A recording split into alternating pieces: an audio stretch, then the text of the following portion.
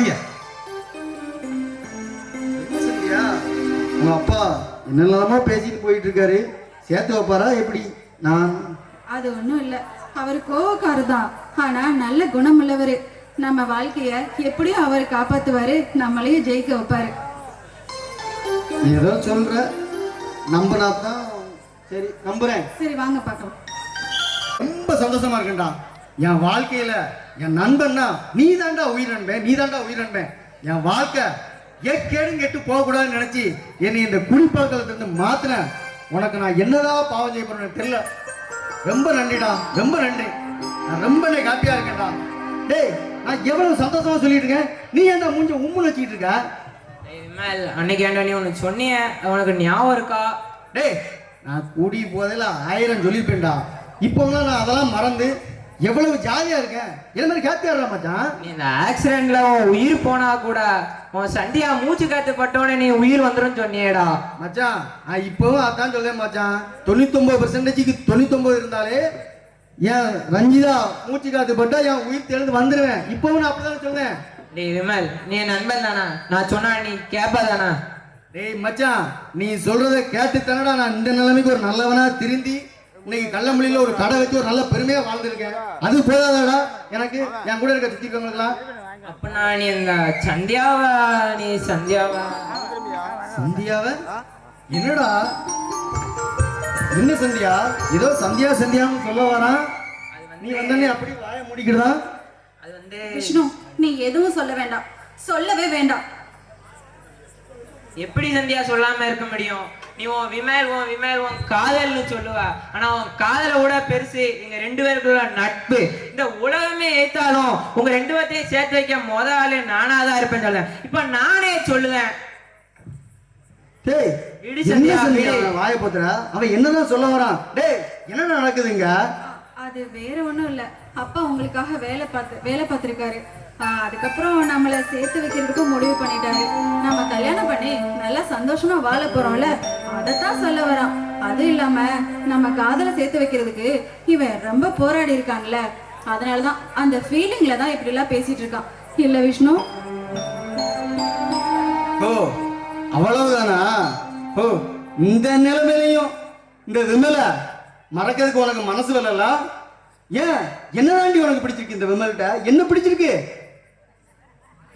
இந்த பாலா போன விமல்கிட்ட என்ன பிடிச்சிருக்குடி? என்ன பிடிச்சிருக்கு? காதல் விமல், காதல். நான் உங்க மேல வச்சிருக்க காதல் உண்மையான காதல் விமல். காதல், இந்த பாலா போன காதல். இந்த உன் காதலன் நானே சொல்றேன்டி, தயவு செய்து நீ என்னை மறந்துடுடி. தயவு செய்து மறந்து நீ வேற யாராட்டும் ஒரு நல்ல பையனை, குடிக்காதவனா ஒரு நல்ல பையனா கல்யாணம் பண்ணி சந்தோஷமா இருக்கணும். அதை நான் பார்க்கணும். பார்க்க மாட்டேன், இருந்தாலே போதும். ஏன்னா எனக்கு எழுதுறது அதான். விமல், உங்களை விட்டு ஒரு நொடி கூட என்னால பிரிய முடியாது. அப்படி இருக்கும்போது நீங்களே உங்க வயலையே வேற ஒருத்தரை பார்த்துக்கன்னு சொல்றீங்களே. அதுவும் இதை சொல்றதே என்னோட விமல். ஐயோ கடவுளே, எனக்கு இதுக்கு மேல வேற கொடுமை வேணுமா? எடி, உன் காதலன் உன் விமல் நானே சொல்றேன்டி, நானே சொல்றேன். தயவு செய்து வேற யாரையும் கல்யாணம் பண்ணிக்கோ. நீ என்னை கல்யாணம் முடிச்சுட்டு உன்னை அந்த உலகத்துல பார்க்கறத விட நீ இப்பவுமே அழுத பாத்தியா? ஒரு காதலன் செத்தா எப்படி ஒரு காதலி அழுவாளோ, அதை நான் முதல்ல பார்த்த காதலனாவே இருந்து போறேன். அதே மாதிரி ஒரு காதலி விதவையா பார்க்க கூடாதுன்னு நினைக்கிற கடைசி காதலா கூட நான் இருந்துட்டு போறேன்டி, நான் இருந்துட்டு போறேன். நான் சாவுறேன்டி, சாவுறேன். என்ன சாவ போறேன்? என் ரஞ்சிதாவோட உண்மையான காதலோட சாவ போறேன்டி, புனிதமான காதலோட சாவ போறேன்டி, சாவ போறேன்.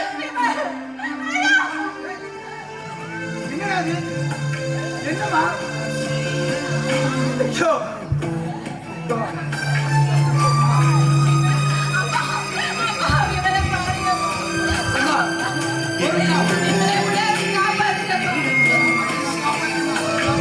காப்பாத்துறேமா, அனுப்பிடுமா காதல். நான் நம்புறேமா, உன் காதலை எப்படியாவது ஜெயிக்க வைக்கிறேமா. உன் மேல நம்பிக்கை இருக்குமா?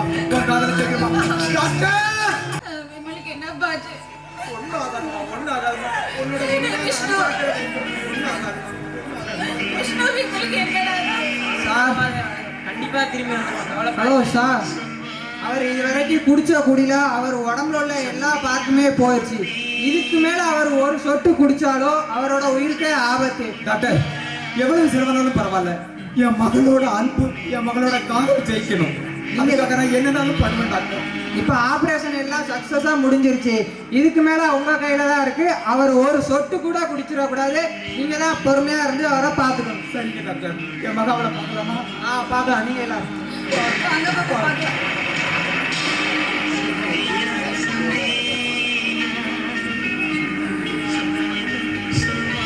பருவத்துல எல்லாருக்குமே காதல் வருது. படிக்கிற வயசுல காதல் பண்றதை விட, பொறுப்புகள் இருக்கிற சமயத்துல காதல் பண்றதை விட, நம்மளோட பொறுப்பையும் படிப்பையும் முடிச்சுட்டு அதுவே ஒரு காதல். அந்த காதல் சும்மா உங்க வாழ்க்கையே சுகமா மாற்றும். படிக்கிற காலத்துல காதல் பண்றதோ குடிக்கிறதோ, காதல் வந்தா மட்டும் இல்ல, காதல் வரலனாலும் உங்க வாழ்க்கை சுமையாதான் முடியும். இந்த சுகமான காதல் சுமைகளை சுமந்த எங்கள் நடிகர் நடிகைகளுக்கு எங்களது நன்றியை தெரிவித்துக் கொள்கிறோம். மாமா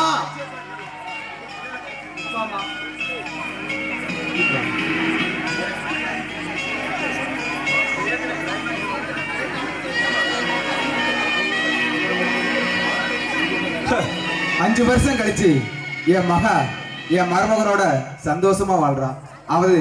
அவளுடைய காதல் சுமைகளை சுமந்து 2 குழந்தைகளை அழகா பெற்றிருக்கா.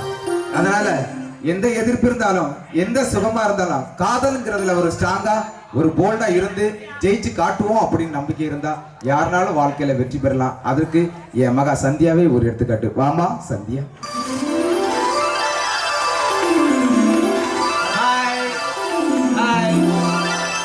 நன்றி. அதை எப்படி நான் படிக்க முடியும்? நான் எப்படி வாழ்க்கையில் முன்னேற்றத்துக்கு போக முடியும்? யாரும் இல்லாம அதெல்லாம் ஒண்ணே ஒண்ணு. என் சந்தியா சந்தியாவே ஆயிப்போச்சு. எல்லாருக்கும் ஒரு நாங்க வரும்போது கட்டடிச்சு வரணும், உங்களை கரெக்ட் டைத்துக்கு மீட் பண்ணணும், உங்க கரெக்ட் டைத்துக்கு கொண்டு போகணும். ஆனா இப்ப கல்யாணம் பண்ணிட்டு வரும்போது எங்களுக்கு ஒரு வீடு வாசல் இருக்கணும், ஒரு நல்ல வேலை இருக்கணும், சம்பாதிச்சிருக்கணும். அப்படிதான் சொல்ல வர நீ? இல்ல